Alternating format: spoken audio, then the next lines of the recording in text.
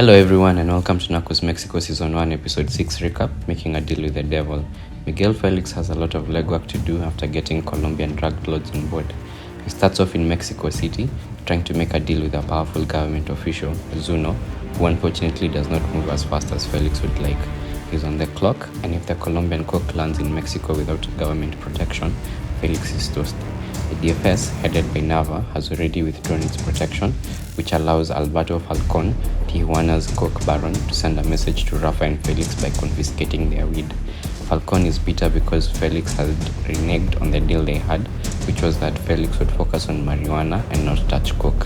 Falcon's actions can't fly now that Felix is about to launch their new trade. He orders Don Neto and El Chapo to retaliate. Don Neto enlists his cop driver to bribe the entire Tijuana police force to take back their weed and torch the place it was stored in. However, Don Neto and his crew are caught unawares by the army, which has been backing Falcon all along. They barely escape with their lives. As Felix is waiting for confirmation that Zuno will protect his organization and thus usher in the golden age of coke in Mexico, Kiki is busy setting up a bait in El Paso, Texas.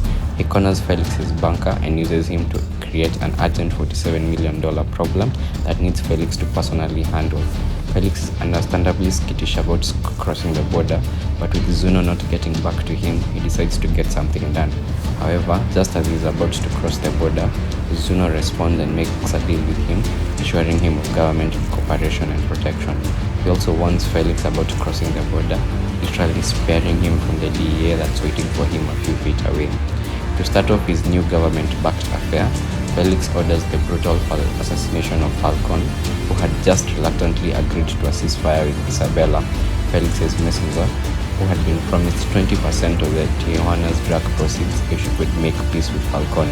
It is a forceful reminder of the power Felix has consolidated. Felix and Amado get their plane load full of coke from Colombia, and it seems all is going to plan.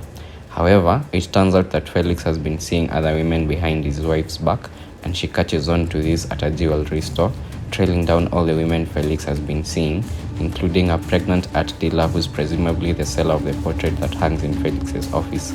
She buys one of the portraits and hangs it in Felix's house, a subtle hint that she knows what he's done.